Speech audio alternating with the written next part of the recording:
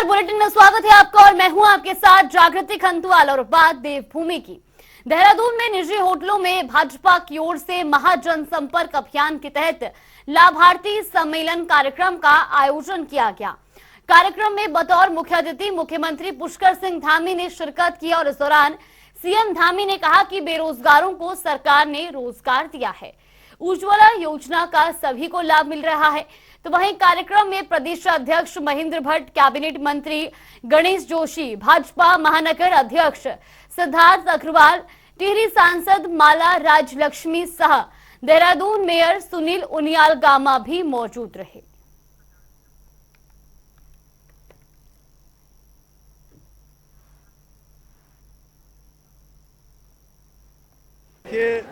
इन 9 वर्षों में जो आदरणीय प्रधानमंत्री मोदी जी के नेतृत्व में अभूतपूर्व रूप से जो विकास के काम हुए हैं वो हर क्षेत्र में हुए हैं। और जो लाभार्थियों की इतनी बड़ी संख्या हमारे पार्टी के द्वारा जो लाभार्थी सम्मेलन किए जा रहे हैं उसमें आने का अर्थ सीधे सीधे यह है कि प्रत्यक्षम किम प्रमाणम, यानी कि हर वर्ग लाभान्वित हुआ है। देश का गरीब समाज के अंतिम छोर में रहने वाला व्यक्ति किसी न किसी योजना से लाभान्वित हुआ है। वैसे तो देश का हर व्यक्ति माननीय प्रधानमंत्री मोदी जी के कालखंड में सीधे सीधे लाभार्थी है। वो कोई टेलीफोन सेवाओं के क्षेत्र में, कोई सड़क के क्षेत्र में, कोई हवाई सेवाओं के क्षेत्र में, या कोरोना महामारी के दौरान वैक्सीन के क्षेत्र में हो, कोई भी ऐसा नहीं है कि जो लाभार्थी ना हो। लेकिन जो लाभार्थी सम्मेलन है वो इस बात का प्रमाण है कि तेज़ी से देश के अंदर लोगों को सहायता पहुँचाने का काम, उनकी मदद का काम और जो उनको आवश्यकताएँ थी उन सभी को देने का काम इन 9 वर्षों में अभूतपूर्व रूप से हुआ है। तो वहीं मुख्यमंत्री पुष्कर सिंह धामी ने सभी प्रदेशवासियों और संपूर्ण देश से आने वाले श्रद्धालुओं को कैंची धाम के स्थापना दिवस की शुभकामनाएं दी। कैंची धाम के स्थापना दिवस के अवसर पर मुख्यमंत्री पुष्कर सिंह धामी ने 2 घोषणाएं की। उन्होंने घोषणा की तहसील कोशा कुटोली जनपद नैनीताल का नाम बाबा नीम करोरी के नाम से तहसील श्री कैंची धाम होगा। साल भर श्री कैंची धाम में आने वाले श्रद्धालुओं की यात्रा सुगम हो, इसके लिए भवाली सैनिटोरियम से रातीघाट और भवाली सैनिटोरियम से नैनी बैंड के बाईपास सड़क का निर्माण तीव्रता से किए जाने का प्रयास किया जाएगा।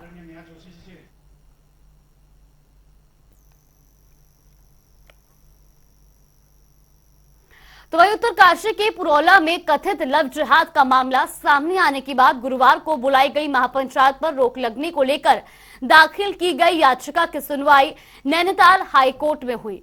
कोर्ट ने इस मामले में सरकार को नोटिस जारी कर 3 हफ्तों में जवाब मांगा है। साथ ही कहा है कि किसी भी तरह की सभा, रैली और पंचायत के लिए सरकार से अनुमति लेना जरूरी है। कोर्ट ने निर्देश दिया है कि पुरौला में किसी भी प्रकार की प्रॉपर्टी का लॉस नहीं होना चाहिए और साथ ही इस मामले को लेकर सोशल मीडिया और टीवी डिबेट पर भी रोक लगाई है।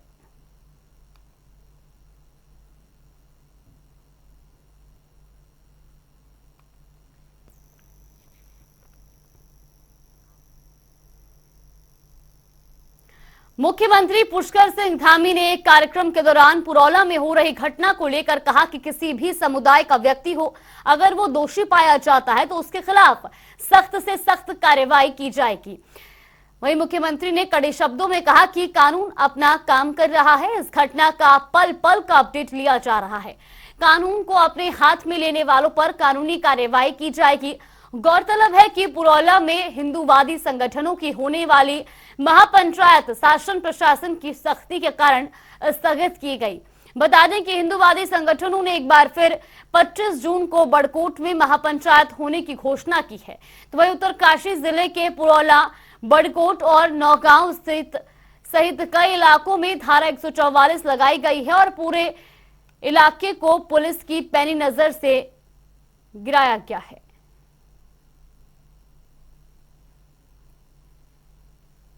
देखिए, कानून अपना काम कर रहा है। अगर कोई दोषी होगा तो उसके खिलाफ कड़ी कार्रवाई होगी और उसमें कोई कोताही किसी के खिलाफ भी नहीं बरती जाएगी, चाहे कोई किसी भी समुदाय का हो।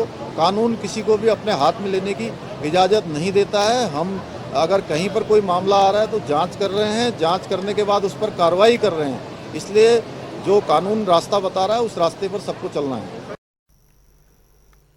तो वहीं केंद्र सरकार के 9 साल पूरे हो चुके हैं, जिसके चलते भारतीय जनता पार्टी 9 सालों में किए गए केंद्र सरकार के कार्यों को जन जन तक पहुंचाने के लिए महाजनसंपर्क अभियान चला रही है। आगामी 19 तारीख को राजधानी देहरादून में प्रबुद्ध जन सम्मेलन होने जा रहा है, जिसमें देश के रक्षा मंत्री राजनाथ सिंह शिरकत करेंगे। प्रदेश प्रवक्ता वीरेंद्र सिंह बिष्ट ने कहा कि केंद्र सरकार की योजनाओं को जन जन तक पहुंचाने के लिए सभी कार्यकर्ताओं को जिम्मेदारी सौंपी गई है। उन्होंने कहा कि प्रदेश में 5 बड़ी रैलियां प्रस्तावित हैं, जिनमें एक रैली में प्रधानमंत्री नरेंद्र मोदी शिरकत करेंगे, जिसको लेकर अब कार्यकर्ताओं के साथ संवाद स्थापित कर कार्यक्रम को वृद्ध रूप देने की तैयारी की जा रही है।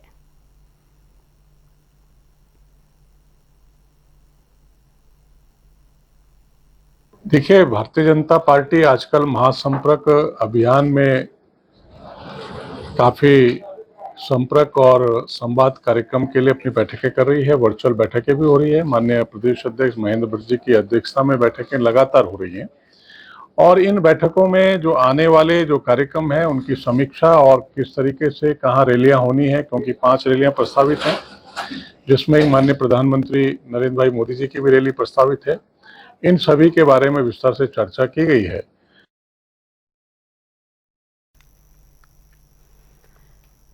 तो वही आगामी लोकसभा चुनाव 2024 के लिए राजनीतिक दलों ने अभी से तैयारियां शुरू कर दी हैं, जहां भारतीय जनता पार्टी महाजनसंपर्क अभियान चला रही है, तो वही कांग्रेस की तरफ से भी दावेदारियां शुरू हो गई हैं। हल्द्वानी से कांग्रेस विधायक सुमित हृदयेश ने नैनीताल लोकसभा सीट से चुनाव लड़ने की इच्छा जाहिर की है। सुमित हृदयेश ने कहा कि वो कुमाऊं की राजनीति के केंद्र हल्द्वानी से विधायक है, लिहाजा नैनीताल लोकसभा में विधायक होने के नाते उन्हें पूरे क्षेत्र में जाना होता है और पार्टी आलाकमान ने अगर उन्हें मौका दिया तो वो पूरी मजबूती से 2024 लोकसभा चुनाव लड़ेंगे। युवाओं के साथ ही लोकसभा क्षेत्र में उनका एक मजबूत जनाधार है।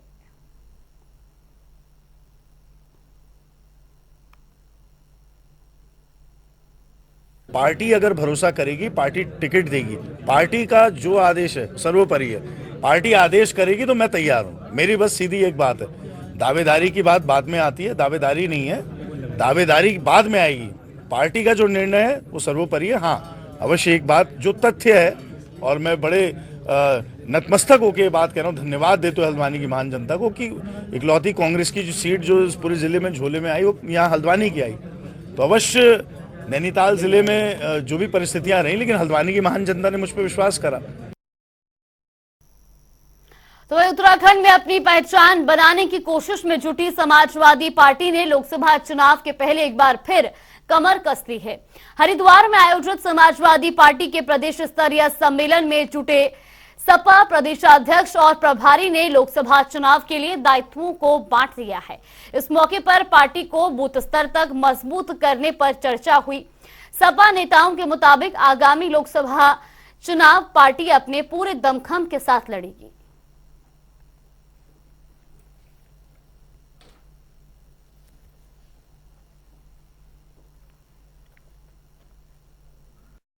पार्टी का जो समाजवादी सिद्धांत है, निश्चित रूप से समता समानता का, उसके आधार पर समाजवादी पार्टी उत्तराखंड में अपने आप को बड़े मजबूत कदमों के साथ सांगठनिक रूप से मजबूत करने का काम कर रही है।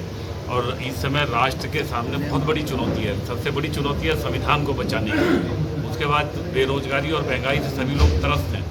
निश्चित रूप से इस बात के लिए जो माननीय मुलायम सिंह यादव जी ने लोहिया जी के सपने को साकार करने का संकल्प लिया था, जिसे पूरा करने का काम हमारे राष्ट्रीय अध्यक्ष माननीय अखिलेश यादव जी कर रहे हैं, उन्हीं के पद चिन्हों पर चलते हुए यहाँ उत्तराखंड में भी उत्तराखंड का तमाम नौजवान, मजदूर, किसान सभी लोग मिलजुल कर समाजवादी पार्टी को मजबूत करने का काम करेगा। आने वाले 2024 के चुनाव को लेकर कितना तैयार किया जा रहा है? भाई 2004 में यहाँ से समाजवादी पार्टी का सांसद बना था राजेंद्र पाटिल, आपने नाम सुना होगा। तो निश्चित रूप से समाजवादी पार्टी के जड़ें यहाँ पर मजबूत हैं और उसी बात को दोबारा से उन तमाम हिस्सों में संगठन को और ज़्यादा तेज और तर्रार करने के लिए पार्टी ने यहाँ पर हम लोगों को भेजने का काम किया।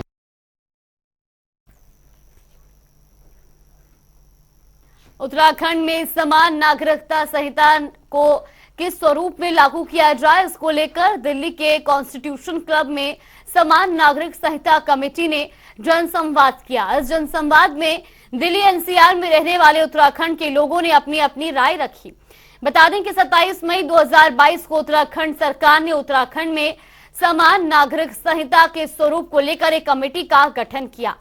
इस कमेटी में उत्तराखंड के लोगों से यूसीसी को लेकर सुझाव मांगे जा रहे हैं। इसी के तहत कल दिल्ली के कॉन्स्टिट्यूशन क्लब में एक बैठक का आयोजन किया गया। इस बैठक में शामिल हुए लोगों ने अपने अपने सुझाव 5 सदस्यीय कमेटी के सामने रखे।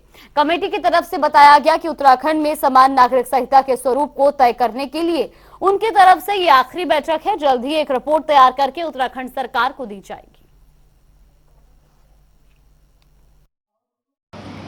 उपयुक्त समिति को लगे, समिति अपनी रिपोर्ट में उन्हें सम्मिलित करने का प्रयास समिति के द्वारा किया गया।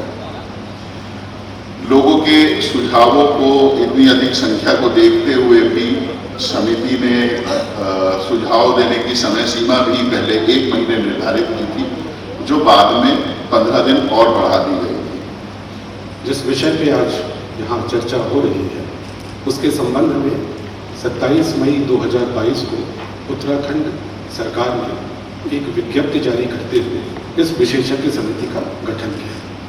तत्पश्चात गत वर्ष जून के महीने में समिति के टर्म्स ऑफ रेफरेंस राज्य सरकार द्वारा निर्धारित किए गए। समिति द्वारा पहली बैठक 4 जुलाई 2022 को की गई और उसके बाद से लगातार चर्चा, विमर्श, अध्ययन, वाद विवाद सभी प्रकार की चीज़ों में समिति संबद्ध रही है।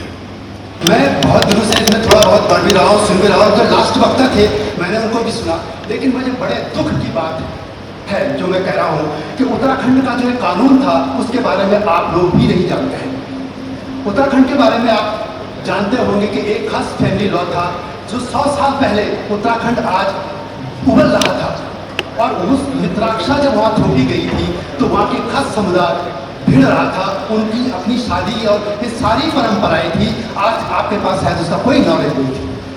और मैं इसी तरह से मैं ये चाहती हूँ कि जैसे कि गर्ल्स एजुकेशन है और बॉयज़ एजुकेशन है तो उनको समान अधिकार दिया जाए, और जैसे फैक्ट्रीज़ वगैरह हैं और इंडस्ट्रीज़ वगैरह हुए हैं वहाँ पर समान अधिकार नहीं दिए जाते हैं, क्योंकि उन्हें मतलब ये लगता है उन्हें वेतन जो एक महिला है उसको वेतन कम दिया जाता है पुरुषों की अपेक्षा, क्योंकि वो सोचते हैं कि महिला अगर प्रेगनेंसी होगी तो उन्हें निकालना पड़ेगा। आम आदमी पार्टी के प्रदेश अध्यक्ष सुशील गुप्ता हमारे साथ बात करने के लिए मौजूद हैं। सर, हरियाणा में तमाम जो पॉलिटिकल पार्टीज है अपने अपने तरीके से तैयारी करी है। बीजेपी ने सांसदों की बैठक की, कांग्रेस ने अपनी जो नए जो प्रदेश प्रभारी है वो बना दी है। हरियाणा में आम आदमी पार्टी की जो नई टीम है उसका गठन हो गया है। किस तरह की तैयारी जो है खासतौर पर अगर अभी समझना चाहे तो आम आदमी पार्टी करती हुई नजर आ रही है, क्योंकि दोनों ही पॉलिटिकल पार्टीज की बात करें तो कहते हैं कि आम आदमी पार्टी की कोई जमीन जो है हरियाणा में नहीं है। ये दिल्ली के अंदर भी कहते थे हमारी कोई ज़मीन नहीं है, ये पंजाब के अंदर भी कहते थे हमारी कोई ज़मीन नहीं है। तो उत्तराखंड में स्वास्थ्य व्यवस्था को दुरुस्त करने के लिए सरकार लगातार काम कर रही है, तो वहीं ग्रामीण क्षेत्रों के चिकित्सालयों की व्यवस्था को ठीक करने के लिए नोडल अधिकारी नामित किए जाएंगे। वहीं आपको बता देंगे स्वास्थ्य मंत्री धन सिंह रावत ने कहा कि उत्तराखंड के ग्रामीण क्षेत्रों में चिकित्सालयों की व्यवस्था को दुरुस्त करने के लिए हर जिले के सीएमओ गांव का दौरा करेंगे। साथ ही उन्होंने कहा कि चिकित्सालय में मरीजों को किसी भी प्रकार की दिक्कत न आने पाए। देखिए, अवेयरनेस के एक तरीका ये भी है कि हम प्रत्येक सीएमओ एक गांव में जो है जाके कैंप लगाए हैं। मैं भी खुद उन गांव में जाऊंगा और मैं ये कह सकता हूं कि जब भी हम कोई टारगेट फिक्स करते हैं तो निश्चित रूप से उसके अनुपालन के लिए जो है हम जो नोडल अधिकारी बनाएंगे। वहीं सिंचाई विभाग ने अब अपनी भूमि पर हुए अतिक्रमण पर कार्रवाई शुरू कर दी है। नैनीताल और उधम सिंह नगर जिले में सिंचाई विभाग ने 6,500 से अधिक लोगों को नोटिस जारी किए हैं, जिसमें 5,000 के आसपास उधम सिंह नगर और अन्य नैनीताल जिलों में अतिक्रमण के मामले हैं। अब तक 94 स्थानों में सिंचाई विभाग अतिक्रमण हटाकर कार्रवाई कर चुका है।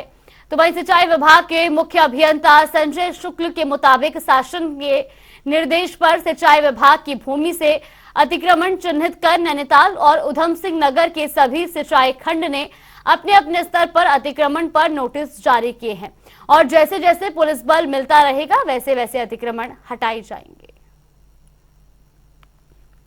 देखिए, दोनों जिलों में हमने अतिक्रमण चिन्हित किया है। उधम सिंह नगर में हमारा सिंचाई खंड रुद्रपुर है, उसमें 535 अतिक्रमण हमने चिन्हित किए हैं। उसी प्रकार से काशीपुर एक सिंचाई खंड हमारा है, वहाँ पर हमने 3343 चिन्हित किए हैं और सिंचाई खंड सितारगंज में हमने 1759 जो है अतिक्रमण चिन्हित किए हुए हैं। इसी प्रकार से नैनीताल ज़िले में हल्द्वानी में 440 और नैनीताल में 94 हैं और रामनगर में 592 है। कुल ये दोनों जिलों का योग 6763 अतिक्रमण चिन्हित हैं और इनमें हमने 96 हटा लिए हैं। रामनगर में हमने कुछ अतिक्रमण हटाया भी है, 96 हमने हटा लिए हैं और नोटिस जो है लगभग जारी किए जा चुके हैं। चलिए, बुलेटिन में फिलहाल के लिए बस इतना ही। आप बनी रहिए हमारे साथ। नमस्कार।